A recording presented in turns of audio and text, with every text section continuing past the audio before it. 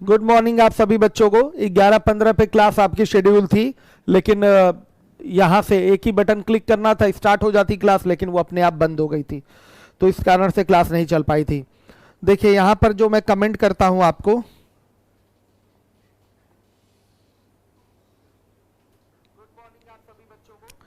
लीवोलन की वैलिडिटी नहीं बढ़ेगी, जिसका समाप्त होने वाला समाप्त हो जाएगा, वैलिडिटी नहीं बढ़ पाएगी। सारी चीज़ें सॉफ्टवेयर मॉडल पे है, प्रॉब्लम हो जाती है। चलिए, नहीं बढ़ पाएगी विवेक। चलिए, जहाँ क्वेश्चन में प्रॉब्लम हो रही है यहाँ पर फ़ोन करके पूछ लीजिए। और खैर अब ऑफलाइन कोचिंग खुलने भी वाली है, तो जिनको भी पेपर वगैरह देना है, कहीं टॉपिक रिवाइज करना है, प्रॉब्लम हो रही है, तो कोचिंग में आके एक्सपर्ट से डिस्कस कर सकते हैं। चलिए, और बेटा जो कमेंट में परमानंद जोशी मेरे मोबाइल में जो है, मैंने अपना व्हाट्सएप नंबर राहुल आनंद के नाम से बनाया हुआ है, और जो आपका जो यूट्यूब वाला जो चैनल है मैंने परमानंद जोशी के नाम से बनाया हुआ है। तो इसलिए बनाया है क्योंकि किसी को पता ना चले कि ये मेरा ही चैनल है और ये मेरा ही फ़ोन नंबर है, व्हाट्सएप नंबर वाला भी। तो और वो ट्रू कॉलर पे भी राहुल आनंद के नाम से ही जाता है, इसलिए ऐसा बनाया है कि किसी को ये ना पता चल पाए कि ये सब नंबर हमारे ही हैं। और मैं ही कमेंट कर रहा था परमानंद जोशी के नाम से, ठीक है। अब जब मैं कमेंट किया करूँगा तो समझ जाइएगा मैं ही हूँ, ठीक है। ओके, क्लास स्टार्ट करते हैं। क्वेश्चन आपका कहाँ तक करवा दिया गया था? मैंने क्वेश्चन करवा दिया था आपका 58 तक। 59 नंबर के क्वेश्चन पे आ जाइए। आइए 59 नंबर का क्वेश्चन देखिए। m व n दो प्राकृतिक संख्याएं इस प्रकार हैं कि दोनों संख्याओं का योग 949 दिया गया है और इनका लसा दिया हुआ है 2628। तो m और n का मसा क्या होगा? सीधे इन्हीं दोनों का मसा ले लीजिए। पीछे नोट भी लिखा है मैंने, सीधे नोट भी लिखा है मैंने पीछे कि आप संख्या और उसके लसा का मसा ले लीजिए, संख्याओं का मसा आ जाएगा। तो डू योर सेल्फ में डाल देते हैं 59 नंबर का question. Do your self. Method 1 आप बेसिक से कर लीजिएगा, मेथड 2 क्या है? जीटीओ है।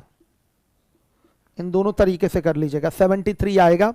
डायरेक्ट आप देख सकते हैं कि जो 949 है, जो योग है, निश्चित रूप से मसा से भी कटेगा, तो आंसर वही सही होगा जिससे 949 कट रहा हो।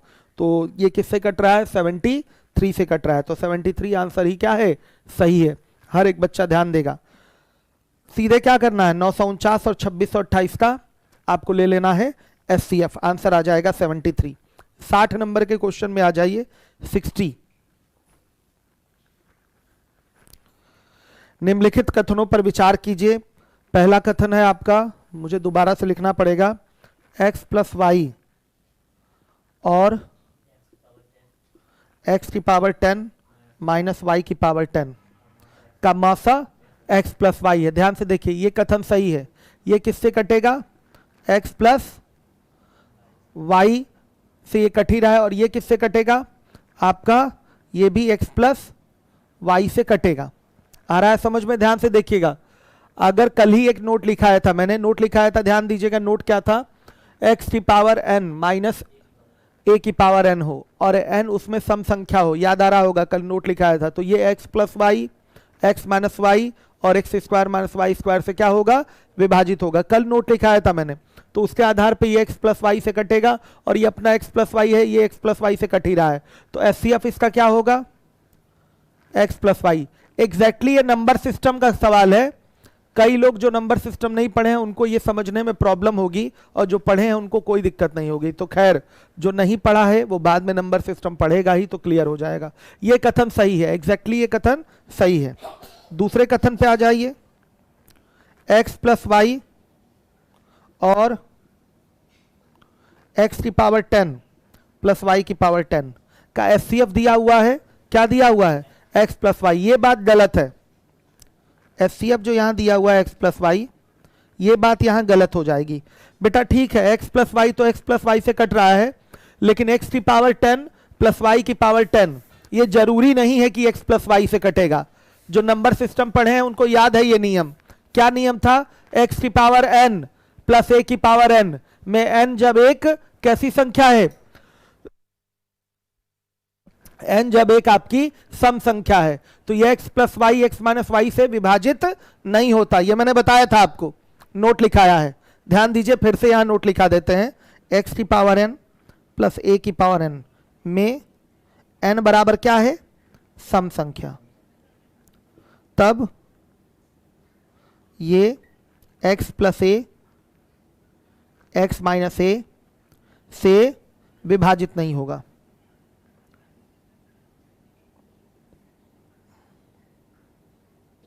ये नंबर सिस्टम का नोट था, फिर से मैं यहां बता दे रहा हूं।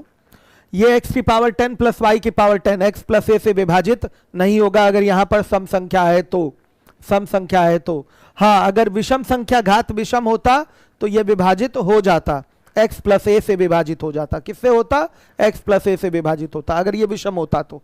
ठीक है, तो यहां पर जब ये x प्लस वाई से कटेगा ही नहीं, ये आपका कट रहा है, तो एचसीएफ निश्चित रूप से x प्लस वाई नहीं हो सकता, दोनों कटना चाहिए इससे।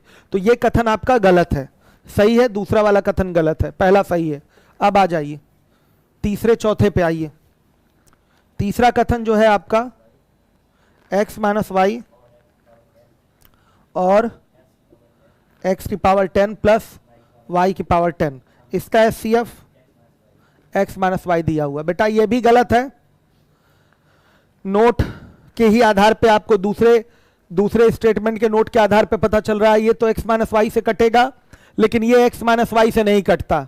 x की पावर 10 प्लस y की पावर 10 x माइनस वाई से नहीं कटेगा। ये नोट देख लीजिए, x की पावर n प्लस a की पावर n में n जब एक सम संख्या है तब ये x प्लस a और x माइनस a से नहीं कटेगा, यानी कि x माइनस वाई से नहीं कटेगा। तो ये भी स्टेटमेंट आपका गलत है।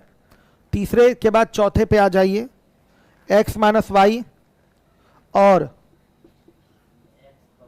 x की पावर 10 माइनस y की पावर 10, एचसीएफ क्या है इसका, ये सही है। देखिए x माइनस वाई, ये तो आपका x माइनस वाई से कटेगा, और x की पावर 10 माइनस वाई की पावर 10, ये भी आपका x माइनस वाई से कट जाएगा। कल का नोट जो मैंने लिखाया था उसके आधार पे क्या था वो नोट, x की पावर n माइनस a की पावर n में n जब एक सम संख्या हो तो ये x प्लस a और x माइनस a दोनों से कटेगा, तो ये x माइनस a से कटेगा। ये x माइनस a है ही, सॉरी मतलब x माइनस वाई है ही, और ये x माइनस वाई से कटेगा ही, तो एचसीएफ x माइनस वाई ये सही है। तो दो स्टेटमेंट इसमें सही है, पहला और चौथा है। ये शुद्ध रूप से नंबर सिस्टम का सवाल, वहीं पर ये नोट आपको क्लियरली समझाया भी था, लिखाया भी था, और कैसे ये होता है, कहां से ये चीज आई है, वो चीज मैंने सिखाया भी थी, उत्पत्ति बताई थी। ये जो नोट जो लिखाया जा रहा है उसकी उत्पत्ति क्या है, ओरिजिन क्या है, ये भी आपको बताया गया था। तो जो बच्चे अभी नंबर सिस्टम नहीं पढ़े हैं इस चीज को लेके ज्यादा परेशान नहीं होंगे, बहुत छोटी सी बात है, लेकिन नंबर सिस्टम जो बड़ा होगा उनके लिए छोटी सी बात है। चलिए, तो आंसर कौन सा सही होगा, आंसर है आपका सी वाला, option C is correct, option C is correct, option C सही है बेटा। जल्दी ही कोचिंग आपकी खुलने वाली है ऑफलाइन, ठीक है, ऑप्शन सी इज करेक्ट। फिर आएगा मजा, दिया बच्चों ने आंसर, काफी सारे बच्चों ने आंसर कर दिया।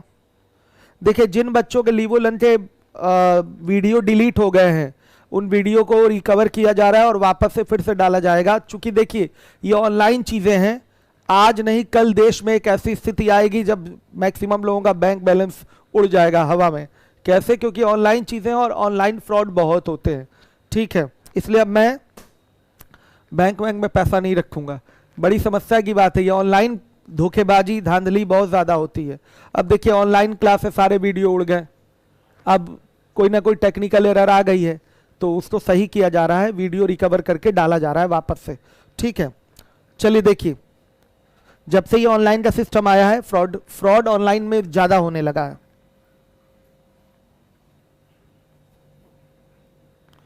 ऑनलाइन क्लासेस के आप थंबनेल भी देखते होंगे, अलग अलग एजुकेटर ऐसे ऐसे थंबनेल लगाते हैं टॉपिक में, आप पढ़ते होंगे, बड़ा अजीब लगता होगा आपको। चलिए देखिए, सब ये ऑनलाइन है, ऑनलाइन मार्केटिंग मतलब समझिए कि फ्रॉड का जाल। ध्यान से देखिए, मान लिया जाए कि n वह अधिकतम संख्या है जिससे 1305 फिर बोला गया है 4665 6905 को भाग देने पर प्रत्येक स्थिति में बराबर शेष बचता है। तो n संख्या के अंकों का योग। पहले n की वैल्यू निकाल लीजिए जिससे इन सब में भाग देने पर बराबर शेष आता हो, फिर उसके अंकों का क्या निकाल लेंगे, योग निकाल लेंगे। तो क्या कर लें बेटा, सुनिए, समान शेष वाले क्वेश्चन में मैंने सिखाया है, इनका अंतर ले लीजिए।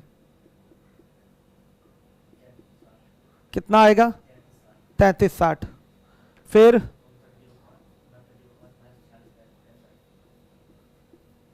कितना आ जाएगा बेटा, 6905 माइनस 1305, 5600 आ जाएगा।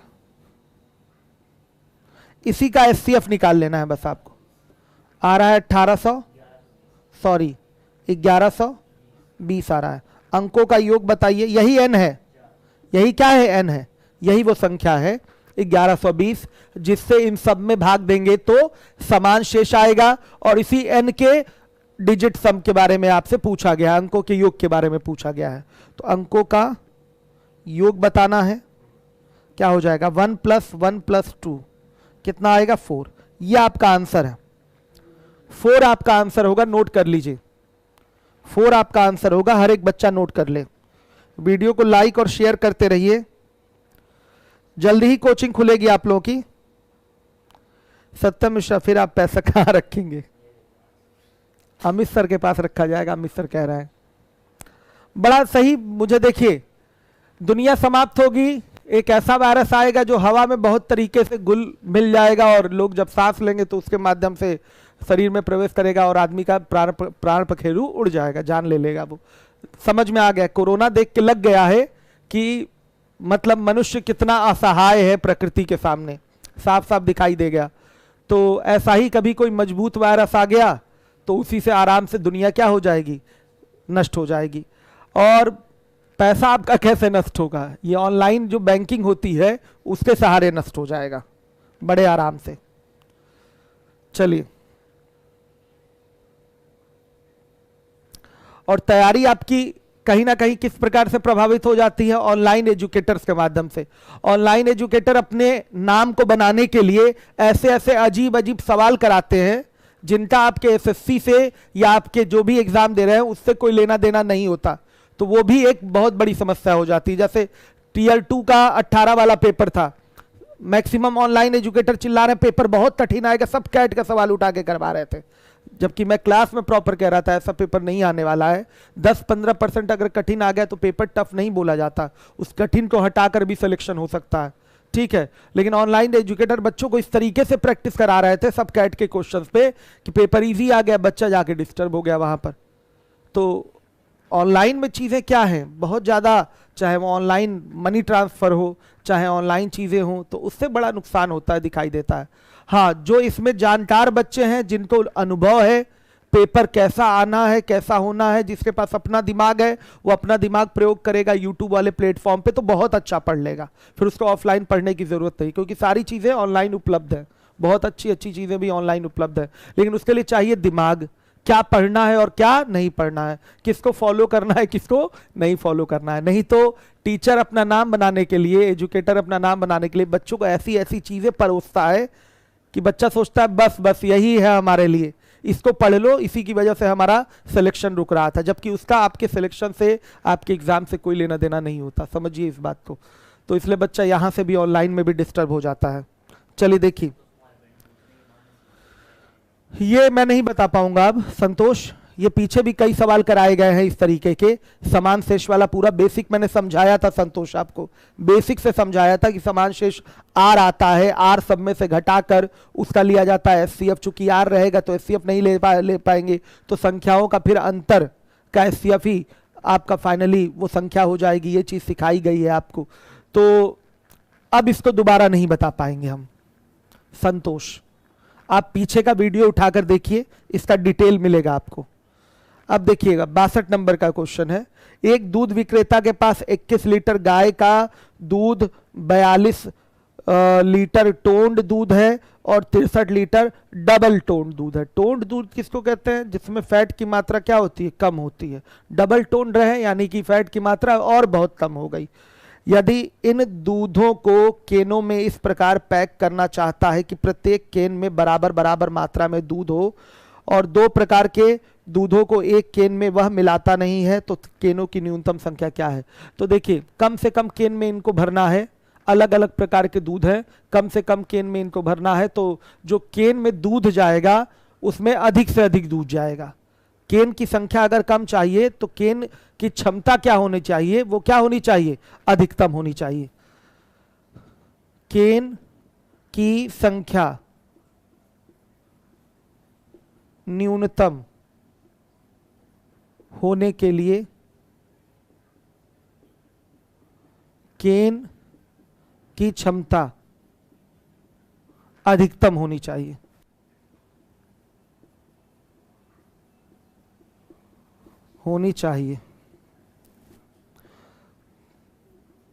प्रत्येक केन की अधिकतम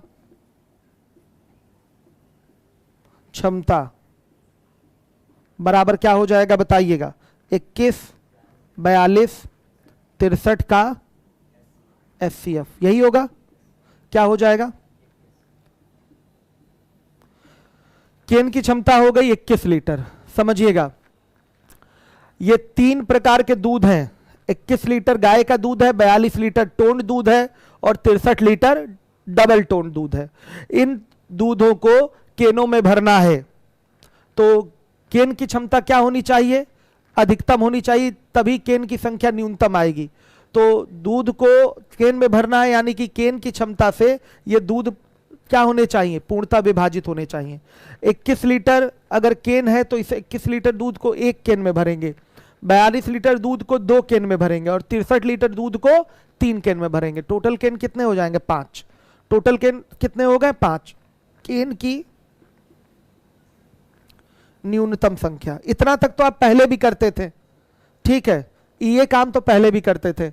एक दूध 21 लीटर है, एक 42 लीटर है, एक 63 लीटर है, तो मैक्सिमम साइज का वो डिब्बा बताइए जिसमें इनको भरा जा सकता है। मैक्सिमम साइज का डिब्बा बताना है जिसमें इनको भरा जा सकता है। मतलब एक डिब्बे का ऐसी क्षमता वाला डिब्बा आपको चाहिए जो 21 लीटर को पूरा पूरा काट दे, 42 लीटर को पूरा पूरा काट दे और 63 लीटर को पूरा पूरा काट दे। नहीं काटेगा तो नहीं भर पाएंगे। समझिए केन की न्यूनतम संख्या, ये सब सिखाया जा चुका है आपको। ये 21/21, 42/21, 63/21। इसमें 1 केन लगेगा। गाय के दूध को भरने के लिए 1 ही केन में आ जाएगा। टोन दूध 2 केन में आएगा और डबल टोन दूध 3 केन में आएगा। कितने केन हो गए? 5 केन। यही आपका आंसर है। सॉरी 6 केन, 6 केन है बच्चे, 6 केन है, 6 केन। 3 2 5 1 6। सही है? क्लियर है सारे बच्चों को? हर एक बच्चा ध्यान देगा। हो गया, ऐसे ही होगा। 21 लीटर को केनों में भरना है, 42 को भरना है, 63 को भरना है। साफ बोला गया है। प्रत्येक केन में बराबर बराबर मात्रा में दूध है। ध्यान दीजिएगा, बराबर बराबर मात्रा में दूध आना चाहिए। और 2 प्रकार के दूधों को 1 केन में नहीं मिला रहा है, मतलब इन दूधों को मिलाना भी नहीं है, अलग अलग केन में ही भरना है और बराबर बराबर मात्रा सब में आनी चाहिए। केन में बराबर बराबर मात्रा में ही भरना है। तो केन कितने लीटर का होना चाहिए? 21 लीटर का। तभी इसमें एक बार में 1 केन में भर देंगे, इसको 2 केन में भरेंगे, इसको 3 केन में भरेंगे। टोटल 3 2 5 1 6 केन हो गया। आ गया आंसर। चलिए आ जाइए 63 नंबर के क्वेश्चन पे आइए। 63। हर एक कॉन्सेप्ट आपको मैंने सिखाया है। एलसीएम एचसीएफ का जिम्मेदारी से पढ़िएगा सभी बच्चे।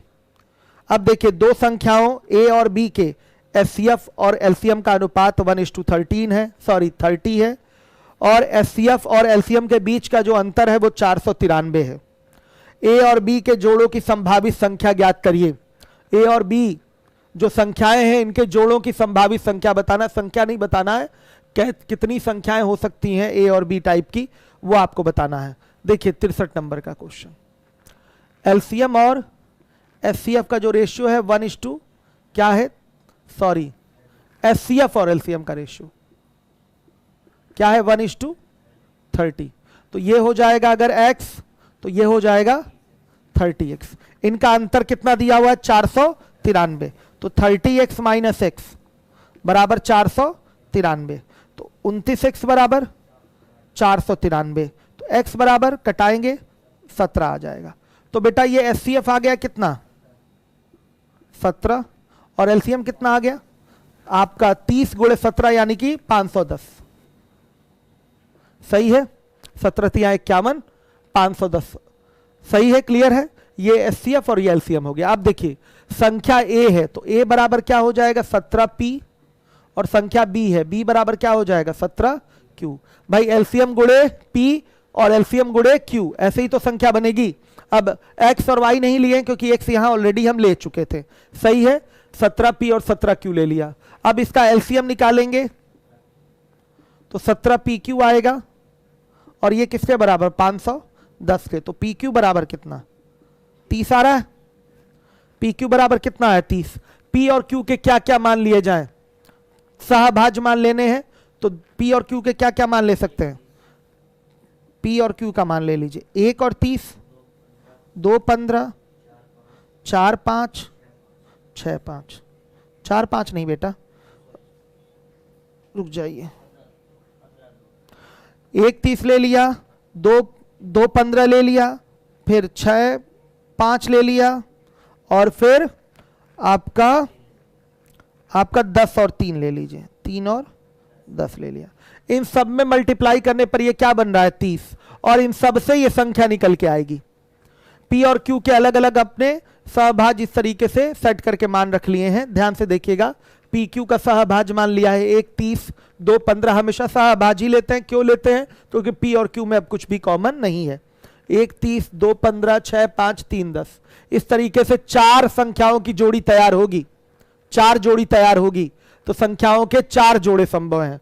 आपकी संख्याएं निकल के आएंगी, उनका एलसीएम लेंगे तो भी वही होगा, एचसीएफ लेंगे तो 17 ही रहेगा, अंतर अभी भी उतना ही रहेगा, कोई टेंशन की बात नहीं है। कहीं कहीं आंसर में 1 दे देता है, 1 जोड़ा, वो गलत है। कहीं कहीं आंसर में कितना जोड़ा दे देता है 1 जोड़ा दे देता है, वो गलत है। कितने होंगे 4 जोड़े होंगे। कहीं किसी बुक में आप देखेंगे कि इसके लिए 1 ही जोड़ा लिखा रहेगा, लेकिन 1 जोड़े नहीं है 4 जोड़े हैं। आपको दिखाई दे रहा है P और Q के सहभाज्य मान लीजिए 1 30 हो गया, 2 15 हो गया, 6 5 हो गया, 3 10 हो गया। संख्याएं 4 बनेंगी कि नहीं, 4 जोड़ी संख्याएं बनेंगी। A और B 4 जोड़ी आएंगी कि नहीं बताइए। 4 जोड़ी आ रही है, एलसीएम आपका वो 510 ही रहेगा और एचसीएफ आपका क्या रहेगा 17 ही रहेगा। तो लिखेंगे आंसर में संख्याओं के 4 जोड़े संभव हैं। इस तरह से आंसर दे दिया आपने, संख्याओं के 4 जोड़े संभव है, ऐसे आंसर दे दिया आपने। क्लियर है सारे लोगों को। दिया है कुछ बच्चों ने आंसर, ए पहले से ही दे दिया है। राजन पांडे भी 4 आंसर दे चुके हैं। सत्यम मिश्र 5 है, 5 है क्या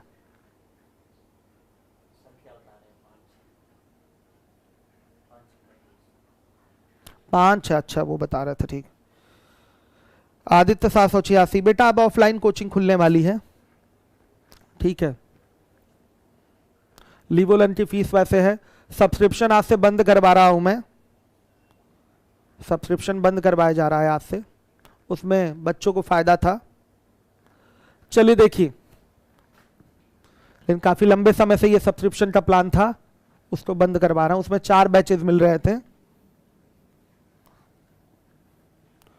चलिए देखिए, अंग्रेजी, गणित तथा विज्ञान की किताबों के 3 सेट में से क्रमशः 336, 240 और 96 किताबें हैं। 3 सेट में क्रमशः 336 कितनी किताब है, पहले सेट में 336 किताब, दूसरे सेट में 240 किताब, तीसरे के सेट में 96 किताब है।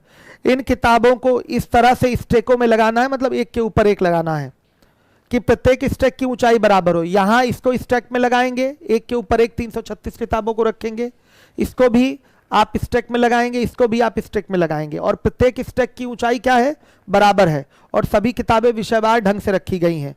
तो स्टैकों की संख्या ज्ञात कीजिए। यहां देखिए, यहां देखिए, इससे जो भी ढेर बनेंगे, मान लिया स्टैक मतलब ढेर, इससे ढेर बनाना है, इससे ढेर बनाना है, इससे ढेर बनाना है, और प्रत्येक ढेर में किताबें कितनी होनी चाहिए, बराबर होनी चाहिए।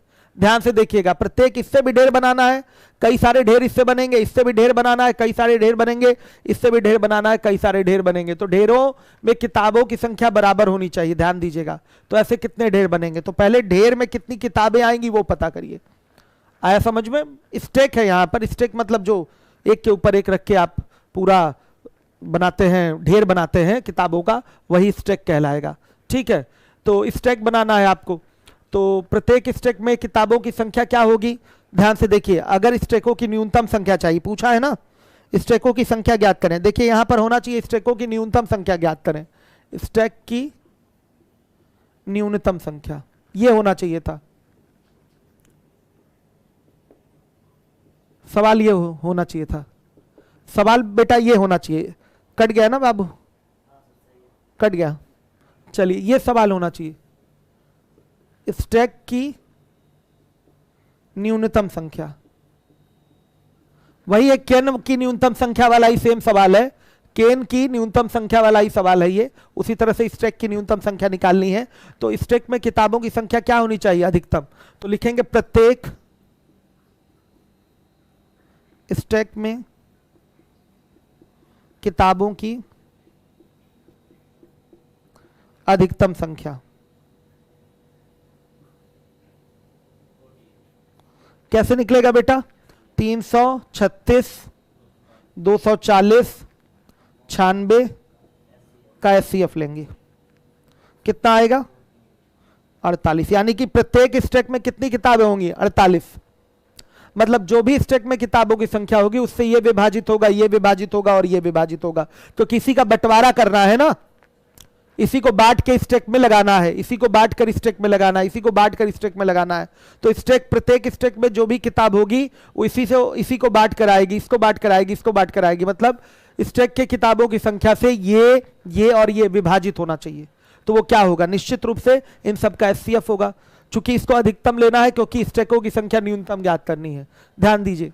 तो स्टैक की न्यूनतम संख्या क्या हो जाएगी बेटा, बताइएगा। 336 किताबें लगानी है और एक स्टैक में 48 किताबें हैं, तो स्टैक कितने होंगे, सॉरी 336 है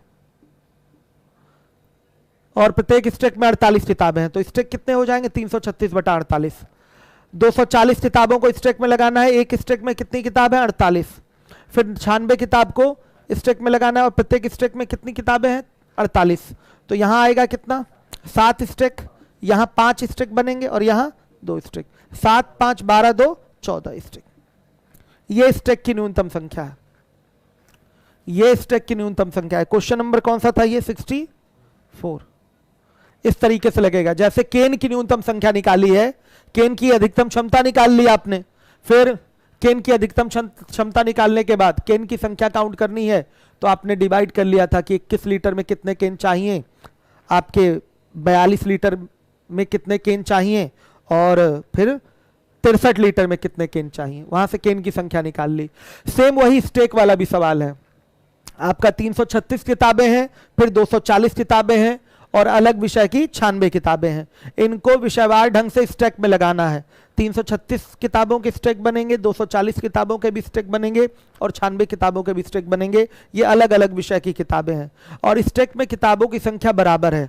इसके जो भी स्टैक बनेंगे, इसके जो भी स्टैक बनेंगे, इसके जो भी स्टैक बनेंगे, इनमें किताबों की संख्या बराबर है। ये अलग बात है कि यहाँ स्टैक ज्यादा होंगे, यहाँ कम होंगे, यहाँ सबसे कम होंगे। तो स्टैक के किताबों की संख्या कैसे निकलेगी, इसी को बांट कर ही तो स्टैक में किताबें दी जा रही हैं, तो कैसे पता चलेगा, सीधे सीधे इसका एचसीएफ ले लेंगे। एचसीएफ ही क्यों लेंगे, आपको पता है कि स्टैक में जो किताबें हैं वो यहीं से बांट कर बनी है। बांटना मतलब भाग देना, तो मतलब स्टैक की जो भी किताबें होंगी वो इसको क्या करेंगी, बांटेंगी, मतलब काटेंगी।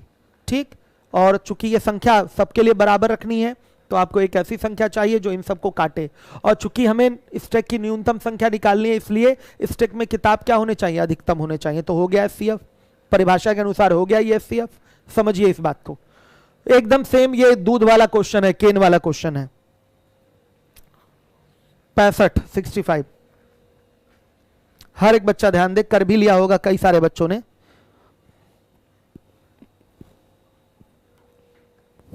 जीटीओ बेटा नहीं होगा, जीटीओ नहीं करेंगे।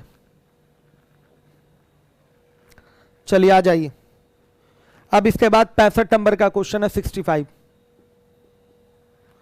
ए बी का मौसा 12 है तथा ए और बी धनात्मक पूर्णांक हैं। फिर बोला है ए बड़ा है बी से और बी बड़ा है 12 से। एचसीएफ कितना है, ए बी का क्या है 12, तो ए बी का न्यूनतम मान जीटीओ करेंगे सीधे, क्या हो जाएगा बताइए, 36 24 बी वाला ऑप्शन है, 24 25 सी वाला ऑप्शन है, 40 30 और डी वाला ऑप्शन है 50 65। एचसीएफ किस में आपका आ रहा है 12, 12 तो केवल ए में ही आ रहा है, यही आंसर क्या है सही है। अगर ये ऑप्शन नहीं भी होता तो आपको ए और बी को 12 से बड़ा रखना है और छोटी से छोटी संख्या रखनी है, तो 12 से बड़ा एक ले सकते हैं 24 और अगला 36। अगर ऑप्शन ना भी हो तो कॉमन सेंस से आंसर दे सकते हैं, ऑप्शन अगर ना भी हो तो भी कॉमन सेंस से आंसर दिया जा सकता है। ए बी का ऐसा मान लेना है जिसका एचसीएफ 12 हो और ए बी 12 से बड़ी संख्या हो, तो 12 ए और बी में से कोई 12 हो नहीं सकता, तो 24 होगा, 24 अब 12 से कटता है और 36 होगा, तो 24 36 ये दो मान हो जाएंगे। समझ रहे हैं, आपका ए का मान हो जाएगा 24, सॉरी ए का मान हो जाएगा 36 और बी का मान हो जाएगा 24, ऐसे आंसर करेंगे 36 24 ये आंसर करेंगे। चलिए हो गया ये, किसी को कोई प्रॉब्लम हो तो बताइए। 36 24 बच्चों ने आंसर भी कर दिया। हाँ, ये आपका नया बैच अर्थमेटिक में वर्क एंड टाइम से शुरू हो गया है कल से। अब प्रज्ञा तिवारी कह रही हैं सर नमस्ते सर, मैं गोविंदपुर ब्रांच में आपकी क्लास करती थी सर और मैंने पूरी फीस भी दी थी और मैंने सिर्फ 4 मंथ क्लास किया सर, फिर उसके बाद कोविड की वजह से गांव आ गई सर, बताइए मैं कैसे आपका बैच ले पाऊंगी सर। हाँ, अब कोचिंग खुलने वाली है तो आपकी क्लास गोविंदपुर में स्टार्ट हो जाएगी, वहां आके पढ़ लीजिएगा। किसी का सब्सक्रिप्शन बंद नहीं होगा भाई, जो पहले का परचेस कर चुका है उसका क्यों बंद होगा, ठीक है। यूपीएसआई का बैच जो है वो परसों से स्टार्ट हो रहा है प्रॉफिट एंड लॉस से, ठीक है, प्रॉफिट एंड लॉस से हो गया ये तो खत समाप्त कर दिया मैंने सीएल बहुत अच्छे से। अब पीएस में टाइम नहीं लगेगा, आ जाइए प्रैक्टिस शीट में आ जाइए, हर एक बच्चा कूद जाइए प्रैक्टिस शीट में आ जाइए। बहुत अच्छे अच्छे सवाल आपको कराए गए हैं, अभी और भी अच्छे सवाल आपको प्रैक्टिस शीट में मिलेंगे। तो देखिए पहला जो सवाल है ये मैं आपको पहला question square root cube root में कराया जाएगा।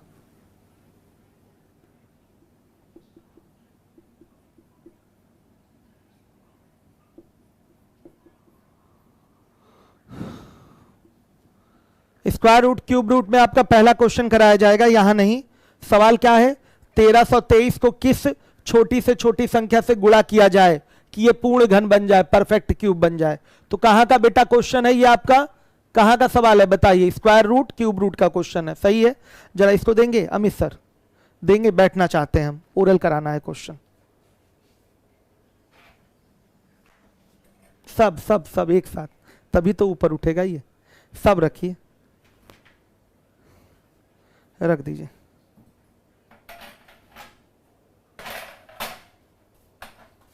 चलिए तो अब हम आ जाते हैं, चलिए अगले क्वेश्चन पे। दूसरे नंबर का सवाल लगाइए।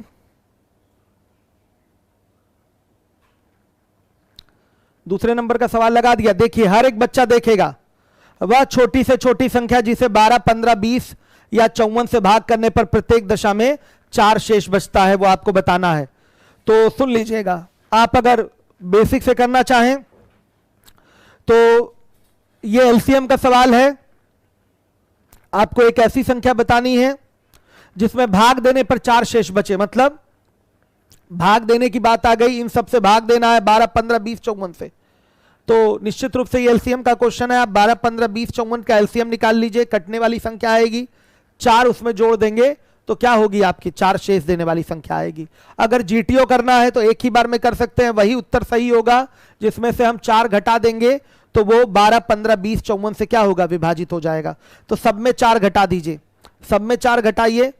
तो ध्यान से देखिएगा, आप 450 में से 4 घटाएंगे तो बेटा ये हो जाएगा 446 हो जाएगा पक्का। ये 15 से कभी कट ही नहीं सकता। 15 से संख्या कभी तब कटेगी जब वो इकाई के अंक पे उसके 5 हो या चाहे 0 हो। कोई संख्या 15 से तब कटेगी जब इकाई के अंक पे 5 हो या 0 हो, तो 446 नहीं कटेगा। उसी तरह से ये 536 हो जाएगा, ये भी नहीं कटेगा। ए और सी गया, 400 54, 4 घटाएंगे तो 450 बनेगा, ठीक है, और अगला 540 बनेगा। तो 450 देखिए, 450 क्या 15 से कटेगा? देखिए अगर 15 से कटाए तो 5 से तो कट रहा है, लेकिन 3 से कटेगा, कट रहा है। इसको 12 से भी कटना चाहिए। अगर संख्या 12 से कट रही है तो 4 से भी कटेगी। तो 450 जो है, 450 वो 4 से नहीं कटता, यानी कि बी वाला आंसर गलत है। तो बचा कौन? डी। तो उंगली रख देंगे कि डी वाला आंसर सही है, तो वही आंसर क्या हो जाएगा आपका? सही हो जाएगा। वही आंसर आपका सही हो जाएगा। हर एक बच्चा ध्यान देगा, हो जाएगा क्वेश्चन। अब आ जाइए अगले सवाल पे, तीसरे नंबर पे। मतलब देखिए पेन तक नहीं उठाना है, हम भी आपके साथ ही बैठे हुए हैं, पेन तक नहीं उठाना है और एलसीएम के प्रश्नों का ओरल उत्तर आप दे देंगे। विभाजिता पता होनी चाहिए बस आपको। मैंने हर सवालों में ऑप्शन दिया है और जीटीओ भी कराया है, जो सवाल जीटीओ होने लायक था। एग्जाम में भी आपको जीटीओ का अप्रोच दिमाग में रखना है और उसी के सारे फटाफट उत्तर देना है। आ जाइए देखिए, 4 घंटियां 4, 6, 8, 14 सेकंड के अंतराल में बजती हैं। वे चारों 12 बजे बजना प्रारंभ करती हैं। किस समय वो फिर से इकट्ठा बजेंगी? तो सुनिए, 4, 6, 8, 12 का एलसीएम ले लेंगे, सॉरी 4, 6, 8, 14 का एलसीएम ले लेंगे। तो 4, 6, 8, 14 का एलसीएम बेटा बताइए ओरल कितना होगा? देखिएगा, सबसे बड़ी संख्या इसमें 14 ले लीजिए। 14 ना 4 से कटती है, ना 6 से कटती है, ना 8 से कटती है।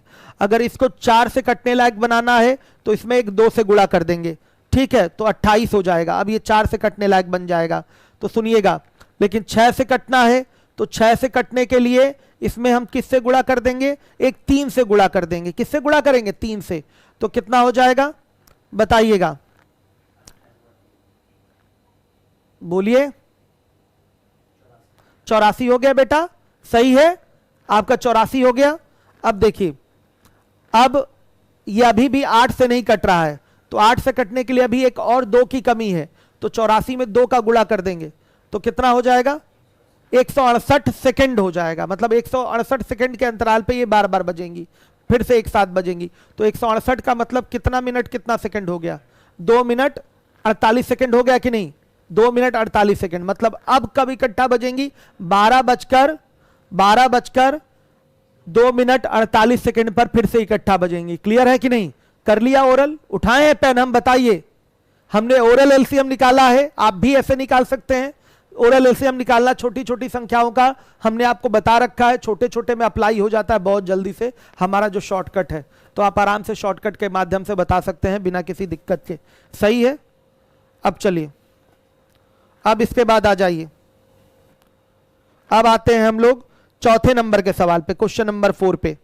दो संख्याओं का लसा क्या है? 495 है तथा मसा 5 है। उन संख्याओं का योग 100 है, तो उनका अंतर क्या होगा? ये सवाल है आपका। देखिए, लसा दिया हुआ है, मसा दिया हुआ है, संख्याओं का योग दिया हुआ है, उनका अंतर। तो बेटा अंतर तभी निकलेगा जब संख्याएं पता होंगी। समझिए बात को, ऐसा कई बार सवाल कराया गया है आपको। मसा 5 है तो पहली संख्या 5x, दूसरी संख्या क्या हो जाएगी बताइए? 5y। तो इसका एलसीएम जो आएगा वो 5xy आएगा, और 5xy बराबर 495 के आएगा। आ रहा है कि नहीं बता दीजिए। तो बताइए, xy बराबर कितना आ गया? 99 आ गया। और यहां से 5x प्लस 5y बराबर 100 आ रहा है, तो x प्लस y बराबर क्या आ जाएगा? 20। तो x प्लस y बराबर 20 आया और xy बराबर 99 आया। तो क्या मान रखा जाए x और y का कि दोनों कंडीशन सेटिस्फाई हो जाए? 11 और 9। समझ में आ गया? 11 और 9 ओरल कर रहा हूं। एक्स वाई का मान 11 और 9 हो गया। तो संख्याएं क्या बनेंगी? 5 गुणे 11 और 5 गुणे 9। अंतर लेना है तो 5 गुणे 11 माइनस 5 गुणे 9 करेंगे, 5 कॉमन, तो 11 में से 9 गया, कितना आया? 2 आया। तो 5 दूना 10 हो गया। अंतर कितना आया बेटा? 10। ये लगा दिया ओरल, देखा आपने? बैठे बैठे मैंने इस सवाल को भी लगा दिया। हाँ, थोड़ा टेक्निकल कैलकुलेशन होता तो वहां पर हम पेन उठाते हैं। जैसे कोई संख्या बड़ी दे देता तो हम वहां पर थोड़ा कैलकुलेशन के लिए पेन उठाते, तो उसमें संकोच नहीं करना चाहिए, उठा लेना चाहिए 2-4 सेकंड के लिए। तो ये भी चौथे नंबर का सवाल भी आपने ओरल किया, कर लिया कि नहीं? यही अप्रोच आपको डेवलप करना है कि सवालों को आप ओरल लगा पाए। ये सब आपके एसएससी के सीडीएस के पूछे हुए सवाल हैं जो मैं शीट में करा रहा हूं, सब एसएससी और सीडीएस के पूछे हुए सवाल हैं, हर एक बच्चा ध्यान देगा। अब आ जाइए, अब देखिए 5वें नंबर के सवाल पे बेटा हम आते हैं। हमने चौथा बेसिक से ही लगाया है लेकिन ओरल लगाया है, क्योंकि जीटीओ तो है नहीं इसका। बताइए, जीटीओ इसका है, जीटीओ एक जीटीओ का सिस्टम बन सकता है। एचसीएफ क्या है? 5 है। एचसीएफ क्या है? 5 है। तो बेटा जो उसका अंतर होगा वो भी 5 से क्या होगा? पूर्णतः विभाजित होगा। तो 5 से विभाजित होने वाली कई संख्याएं हैं, 10 है, 70 भी है और 90 भी है, इसलिए हमको पूरा बेसिक करना पड़ा है। अगर इस तरह का कोई एक ही आंसर दिखाई देता जो 5 से कट रहा है तो वही हमारा उत्तर होता। ये भी तो जीटीओ काम आएगा कहीं ना कहीं। भाई कहीं ऑप्शन ऐसा दे दे कि केवल एक ही ऑप्शन 5 से कट रहा हो तो फिर तो आंसर हमारा वही होगा। वो ऑप्शन पर डिपेंड करता है कैसा ऑप्शन बनाया गया है। समझ में आ रहा है आप लोगों को? तो कर लिया आपने ऐसे। अब आ जाइएगा 5वें नंबर को भी हम करते हैं। देखिए ओरल करेंगे हम लोग। दो संख्याओं का लसा 225 है तथा उनका मौसा 5 है। यदि एक संख्या 25 हो तो दूसरी संख्या लीजिए।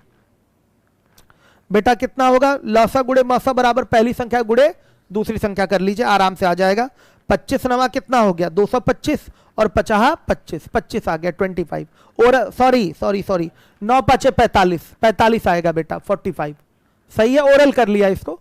कौन से? बेसिक फॉर्मूले से ही ओरल किया। इकाई का अंक देखने की जरूरत नहीं है। इकाई का अंक देखने में कई सारे इकाई के अंक आपके सेम मिल जा रहे हैं, सब में, सभी ऑप्शन में इकाई का अंक सेम मिल जा रहा है। तो इसको बेसिक से ही कर लेंगे। पहली संख्या गुणे दूसरी संख्या बराबर लसा गुणे मासा से कर लेंगे तो आ तो रहा है ओरल उत्तर। अब आइए 6ठे नंबर के क्वेश्चन पे आ जाइए। ओरल ही लगाएंगे हम लोग इसको। दो संख्याओं का मासा 8 है, तब निम्न में से कौन सी संख्या ऐसी है जो उसका लसा नहीं हो सकती? अगर मासा 8 है तो याद रखिएगा लसा में मासा शामिल होता है। आप हर जगह देखे हैं कि लसा, जैसे एक संख्या 5x है दूसरी 5y है तो लसा 5xy आ रहा था कि नहीं? तो 5 उसका मौसा था, तो मौसा लसा में शामिल रहता है कि नहीं? रहता ही है। तो ध्यान दीजिए कौन सा लसा नहीं हो सकता? जो संख्या 5 से, जो संख्या 8 से नहीं कटेगी वो उसका लसा नहीं हो सकती। ध्यान दीजिएगा, जो संख्या 8 से नहीं कटेगी वो संख्या उसका लसा नहीं हो सकती। तो देखिएगा ध्यान से, क्या हो जाएगा आपका? 24 में 8 का भाग करेंगे। 24 में क्या करेंगे? 8 का भाग करेंगे तो कितना आ रहा है? 3 आ रहा है। कट रहा है बेटा, ये हो सकता है लसा। 48 में 8 का भाग करेंगे, कट रहा है, 6 आ रहा है, ये लसा हो सकता है। 56 में 8 का भाग करेंगे, कट रहा है 7 बार में, हो सकता है लसा।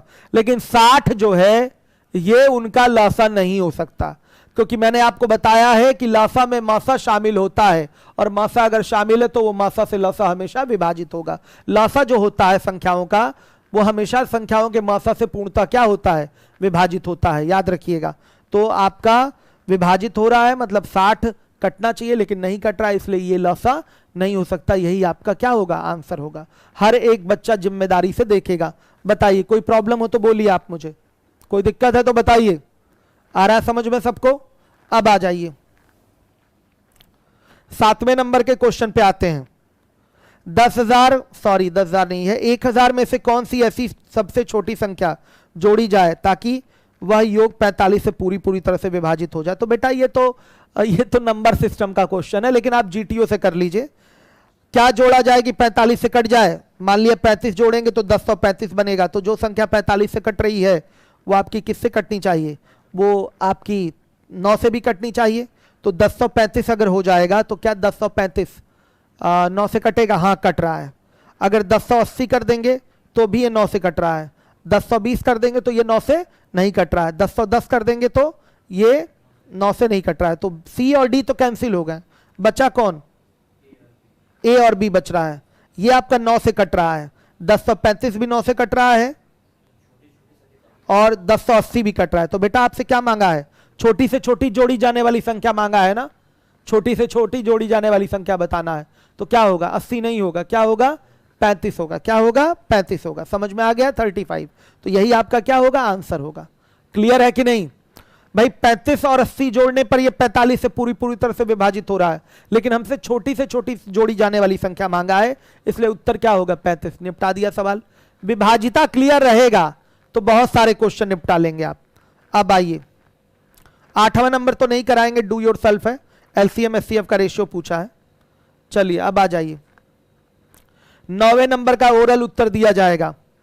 वह सबसे छोटी संख्या ज्ञात कीजिए जिसे 8, 9, 12 और 14 से विभाजित करने पर प्रत्येक दशा में 4 शेष रहता है, परंतु 11 से विभाजित करने पर कुछ भी शेष नहीं रहता। देख लीजिए कौन सी संख्या 11 से विभाजित पूरी तरह से हो जा रही है। 11 से विभाजित होने वाली संख्या इसमें केवल और केवल कौन सी है बेटा? डी है। 11 से विभाजित आपको पता होना चाहिए। 11 से ए बी सी नहीं विभाजित हो रहा है, 11 से केवल डी विभाजित हो रहा है। बताया है ना, सम स्थानों पर स्थित अंकों का योग और विषम स्थानों पर स्थित अंकों के योग का अंतर 0 हो या 11 से विभाजित हो तो संख्या 11 से विभाजित होती है। और इस तरह से देखने में साफ दिखाई दे रहा है कि डी वाला 11 से विभाजित होगा। बहुत सारे बच्चे हमसे नया बैच एलसीएम एचसीएफ से पढ़ रहे हैं, तो उनको मैंने बार बार बोला है कि आप ही लोगों के लिए मैंने यूट्यूब पे विभाजिता वाला पूरा डिटेल क्लास चलवा दिया है राहुल सर से। चूंकि मैं नंबर सिस्टम में एक बार बता चुका हूं विभाजिता वाली चीज, इसलिए मैंने दोबारा राहुल सर से नंबर सिस्टम वाली चीज जो डिविजिबिलिटी रूल है एक एक बताया है, पढ़वा दिया है मैंने। तो उसको जिनको भी डिविजिबिलिटी क्लियर नहीं है वो क्लास लेके क्लियर कर लें, ये अनिवार्य है। अगर डिविजिबिलिटी ही नहीं पता रहेगा तो कैसे करेंगे क्वेश्चन आप लोग। आइए अब देखिएगा 10 नंबर का सवाल है। 24, 30, 56, 70 का लघुत्तम समापवर्त क्या होगा? सब लोग कर लेंगे, कोई दिक्कत नहीं, हो जाएगा। चलिए 11 नंबर के क्वेश्चन पे आ जाइए। दो संख्याओं का मासा 13 व लासा 455 है। यदि उनमें से एक संख्या 75 और 125 के बीच में स्थित हो तो वह संख्या क्या है? कर लेंगे, कराया है ऐसा सवाल मैंने, कराया है कि नहीं?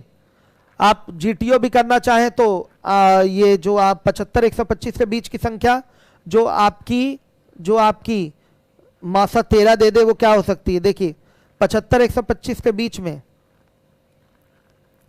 78 भी 13 से कट रहा है, 91 भी आपका 13 से कट रहा है, 104 भी 13 से कट रहा है और 117 भी कट रहा है। ठीक है, तो अब हम चेक करेंगे जो लासा है 455 वो संख्या से कटना चाहिए। क्या 455 78 से कटेगा? अगर कोई संख्या, सुन लीजिएगा, अगर दो संख्याएं हैं जिनका लासा 455 है तो उन दोनों संख्याओं से 455 पूरा पूरा कटेगा। तो बेटा ये 78 से 455 नहीं कटेगा, क्योंकि देखिए क्यों नहीं कटेगा? क्योंकि 78 2 से कटता है तो 2 से 455 भी कटना चाहिए, लेकिन नहीं कटेगा, इसलिए आंसर गलत है। 91 में आ जाइए बेटा। 91 जो है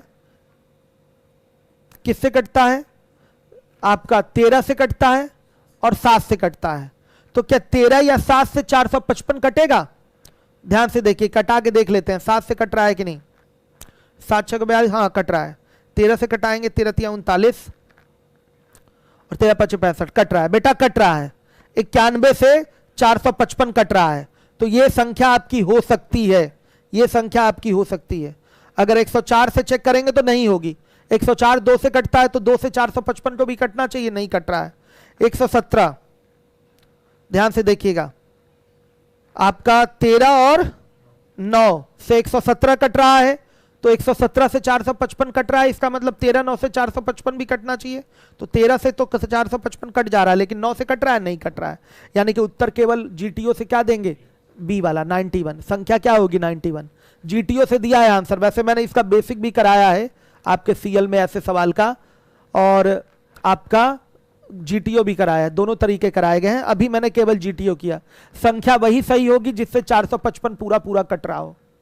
संख्या वही सही होगी जिससे 455 पूरा पूरा एलसीएम कट रहा हो। तो एलसीएम केवल 91 से कट रहा है, तो 91 ही उत्तर क्या है आपका? सही है। 91 ही आंसर आपका सही है। हो गया क्वेश्चन सॉल्व।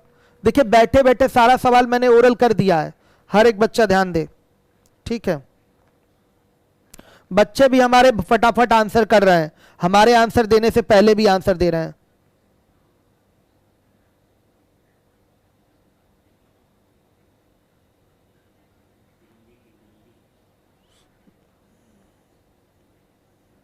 बच्चे आंसर कर रहे हैं फटाफट। देखिए क्लियर हुआ कि नहीं? अगर एलसीएम 455 है तो जो भी संख्या हमारा सही उत्तर होगा उससे 455 कटना चाहिए। एलसीएम कटता है तो केवल 91 से ये कट रहा है, तो 91 से पूरा भाग देने की जरूरत नहीं। 91 जिससे जिससे कटता है उससे वो संख्या भी कटनी चाहिए। यही तो विभाजिता में मैंने सिखाया है आपको। चलिए अब आ जाइए 12 नंबर के क्वेश्चन पे। दो संख्याओं का लसा 864 है और उनका मासा 144 है। यदि उनमें से एक संख्या 288 है तो दूसरी संख्या, बेटा कोई दिक्कत नहीं, सीधे ओरल कर लेंगे। लसा गुणे मसा बराबर पहली संख्या गुणे दूसरी संख्या से भी कर सकते हैं। 144 दूना क्या हो जाएगा 100, 288 और 2 से कटा देंगे उसको तो 2 चौके 8, 4 3 2 तो 432 आ रहा है आंसर। देखते ही उत्तर आ गया 432। आ रहा है कि नहीं उत्तर 432? बताइए। अगर आप इकाई के अंक से भी आंसर देना चाहें तो लसा गुणे मसा में इकाई का अंक 6 आ रहा है और यहां भी आपका पहली संख्या गुणे दूसरी संख्या में भी इकाई का अंक 6 आना चाहिए। तो 6 8 48 में नहीं आएगा। संख्या अगर 576 लेंगे तो इकाई का अंक 8 आ जाएगा, 1296 लेंगे तो 8 आ जाएगा, 432 लेंगे तो 6 आएगा, 144 लेंगे तो 2 आएगा। तो केवल सी वाले ऑप्शन में इकाई का अंक दोनों तरफ का मैच कर रहा है। तो इकाई के अंक से भी आंसर कर सकते हैं और लसा गुणे मसा बराबर पहली संख्या गुणे दूसरी संख्या से भी तुरंत ओरल कट जा रहा है और आंसर आ जाएगा, कोई दिक्कत नहीं है, कोई बड़ी बात नहीं है। देखिए 13 नंबर का सवाल है 13, शायद ये नंबर सिस्टम में कराया हुआ क्वेश्चन है। बेटा ये नंबर सिस्टम में कराया हुआ सवाल है, एक बार फिर याद दिला दे रहा हूं, भूल गए होंगे कई लोग। ये सेम क्वेश्चन नंबर सिस्टम में मैंने कराया है, दोबारा देख लीजिएगा। 13 नंबर का क्वेश्चन है 13। 3 की पावर, कल खत्म हो जाएगा ये लासा मासा पूरा। आप लोग पूरी शीट लगा लीजिएगा आज पीएफ में, बहुत ज्यादा कुछ नहीं है। और पीछे 2 सवाल छोड़े हैं मैंने, पहिए वाले, दांतेदार पहिए वाले, उसको करवाऊंगा। ठीक है, चलिए देखिए 3 की पावर 333 और +1 है, सही है। फिर इसके बाद है 3 की पावर 334 और प्लस बेटा 1 है। देखिए का महत्तम समापवर्तक कितना होगा, देखिए 3 की पावर 333 आप ले रहे हैं तो 3 की घात यहां विषम है। 3 की घात क्या है, विषम है। हर एक बच्चा ध्यान देगा। तो 3 की घात बेटा चाहे सम हो चाहे विषम हो, ध्यान से सुनिएगा, सम हो चाहे विषम हो, क्या आना है बताइए, विषमी संख्या आनी है। और विषम में 1 जोड़ देंगे तो क्या हो जाएगा, सम हो जाएगा। तो ये एक सम संख्या होगी, इसका मतलब 2 से कटेगी। यहां भी 3 की घात कुछ भी हो, विषमी संख्या आएगी और विषम में 1 जोड़ेंगे तो वो सम संख्या होगी। समझिए बात को, विषम में विषम जोड़ देते हैं तो सम हो जाता है। तो ये भी सम संख्या, ये भी सम संख्या, तो बेटा ये भी 2 से कटेगा और ये भी 2 से कटेगा। तो इसका एचसीएफ कई जगह किताबों में 2 दिया हुआ है, कई जगह किताबों में इसका एचसीएफ क्या दिया हुआ है, 2 दिया हुआ है, जो कि गलत है। एचसीएफ बेटा इसका 2 नहीं होगा। ये भी 2 से कट रहा है और ये भी 2 से कट रहा है। क्यों कट रहा है, 3 का घात कुछ भी ले लीजिए, विषम संख्या आती है और +1 है। तो विषम में अगर विषम जोड़ देंगे तो वो सम हो जाएगा। ये भी विषम आएगा, 3 का घात कुछ भी ले लीजिए वो विषम आएगा और उसमें एक आप कौन सी संख्या, विषम संख्या जोड़ देंगे तो ये सम हो जाएगा। ये भी सम संख्या, ये भी सम संख्या। तो सम संख्या किससे कटती है, 2 से। तो 100% ये दोनों 2 से कटेगा ही कटेगा। 2 से तो ये कट ही रहा है, ठीक है, समझिएगा बात को। लेकिन 2 हमारा उत्तर नहीं होगा। इसका एचसीएफ निकालना है, यानी कि एक ऐसी बड़ी से बड़ी संख्या निकालना है जो इन दोनों को काटे। तो इसको एज इट इज छोड़े रहिए बेटा। इसको ऐसे लिख सकते हैं 3 की पावर, ध्यान दीजिएगा, 333 और इंटू क्या, 3 की पावर 1 लिखा जा सकता है। देखिए ये अलग एक घात वाली संख्या की तरह व्यवहार करेगा। इसको ऐसे लिख सकते हैं 3 की पावर 333 इंटू क्या, 3 की पावर 1। सुनिएगा, ये आपको बताया गया, कहीं लिखा हुआ है a की पावर m गुणे a की पावर n, तो इसको लिख सकते हैं a की पावर m + n, लिखा जा सकता है। हर एक बच्चा देखे तो 3 की पावर 334 को लिख सकते हैं हम, क्या लिख सकते हैं, 3 की पावर 333 + 1 लिख सकते हैं। 1 मिनट, हाँ लिखा जा सकता है कि नहीं। इसको अभी अलग, ये एक अलग घात वाली संख्या की तरह व्यवहार करेगा, लिख सकते हैं इस चीज को इतना। तो इसको फिर लिखा जा सकता है 3 की पावर, इसी चीज को आप तोड़ लीजिए, इस रूप में लिख लीजिए, 3 की पावर 333 और इंटू 3 की पावर 1 लिख सकते हैं। इसको इतना लिख सकते हैं कि नहीं लिख सकते हैं। अब देखिए इस चीज को बेटा, और ये +1 आपका है ही, तो इस चीज को आगे लिखने के लिए हम लिख सकते हैं 3 की पावर 333 और पूरे का पावर 3 लगा सकते हैं और +1 लिखा जा सकता है, लिख सकते हैं कि नहीं। ऐसे देखिएगा, अगर कहीं लिखा हुआ है कि कहीं लिखा हुआ है a की पावर p गुणे q, मान लिया ये पूरा p हो गया और ये q हो गया, तो a की पावर p गुणे q लिखा है, तो इसको हम क्या लिख सकते हैं, इसको लिख सकते हैं a की पावर p की पावर q, लिखा जा सकता है ऐसे। नंबर सिस्टम में भी ये कराया था मैंने, a की पावर p की पावर q लिख सकते हैं कि नहीं लिख सकते हैं? तो वही काम किया है। ये पूरा आपका p हो गया, ये पूरा क्या हो गया? q हो गया। a की पावर p गुणे q हो गया, p गुणे q। तो a की पावर p की पावर q लिखा जा सकता है और ये अपना +1 रहेगा। देखिए दो काम किया है यहां, फिर से देखिएगा।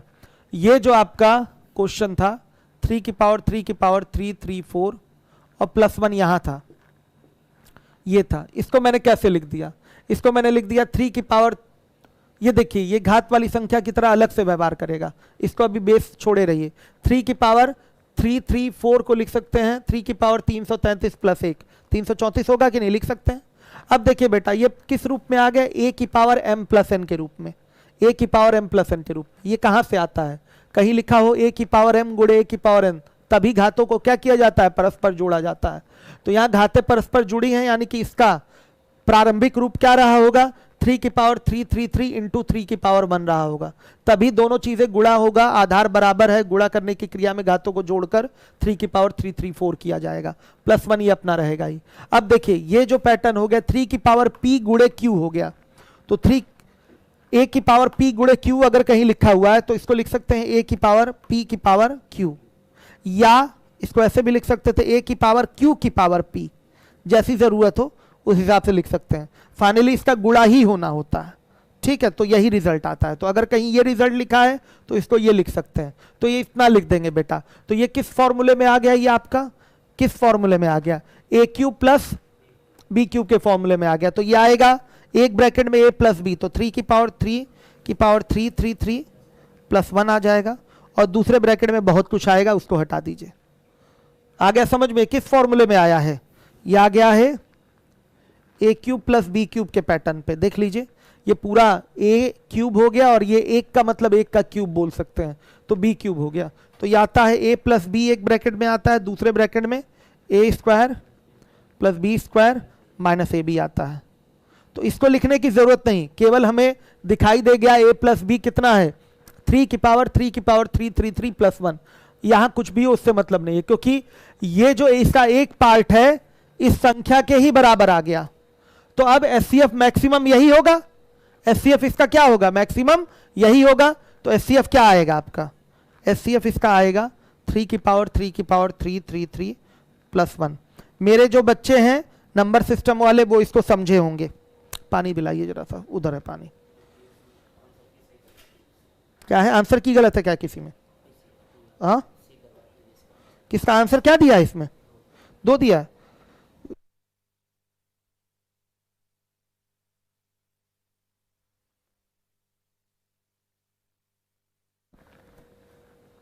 आंसर बेटा यही होगा, एचसीएफ जो है इसका 3 की पावर 333 +1 ही होगा। सही है। देखिए सवालों को ओरल आप लोग लगाइएगा।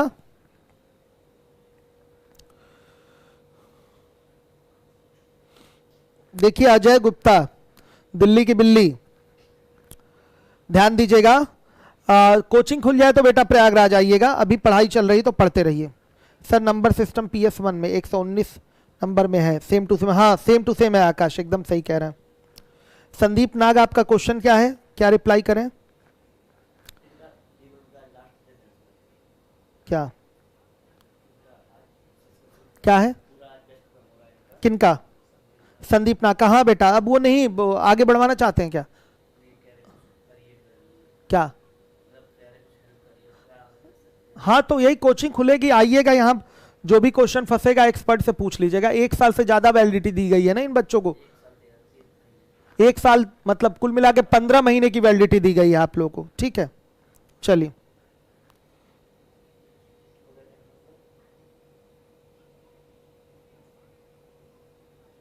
ऑनलाइन वाले पढ़ते रहेंगे अपने समय पर।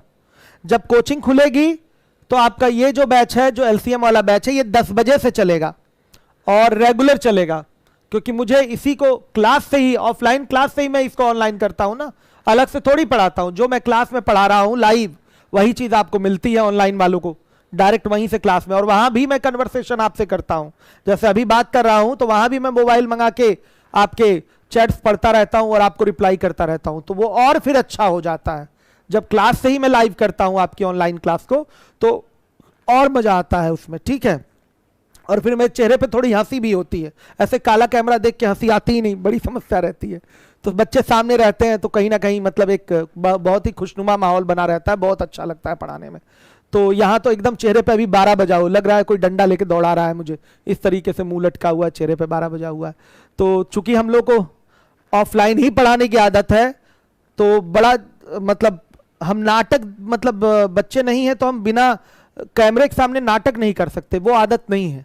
ठीक है, वास्तविकता यही है कि बड़ा मुश्किल होता है कैमरे के सामने नाटक करना, इसके लिए प्रैक्टिस की जरूरत है। और हम लोग जीवन भर तो पढ़ाए हैं, कैसे ऑफलाइन पढ़ाए हैं, तो अब अचानक से ऑनलाइन में आएंगे तो 1-2 साल लगेगा ना नाटक करने में। तो नाटक करने के लिए सीखना पड़ेगा, 1-2 साल टीचिंग प्रॉपर करनी पड़ेगी, तब बिना बात के हंसना पड़ेगा, बिना बात के चिल्लाना पड़ेगा, बहुत सारी चीज़ें नौटंकी करनी पड़ती है ऑनलाइन क्लास में। तो उसकी आदत डालनी पड़ेगी, धीरे धीरे आदत पड़ेगी। लेकिन उसकी आदत वैसी ज़रूरत भी नहीं है मुझे, मेरी तो ऑफलाइन क्लास है, उसमें अपने आप मतलब वास्तविक रूप से अगर हंसना है तो आदमी हंसता है किसी बात पे, अगर गुस्सा होना है तो गुस्सा होता है, डांटना है तो डांटता है। ठीक है, उसमें और मजबूती दिखाई देती है ऑफलाइन वाली क्लास में। ठीक है, चलिए, वैसे मैं ऑनलाइन भी बहुत मजबूती से आपको पढ़ाने का प्रयास कर रहा हूँ, बस ये नाटक नहीं कर पाता हूँ, हंसना रोना गाना ये नहीं हो पाता है। ठीक है, और हम लोगों से कैमरा देख के हो भी नहीं पाएगा, 2-4 साल लगेंगे ये काम करने में। ठीक है, चलिए, ओके, थैंक यू।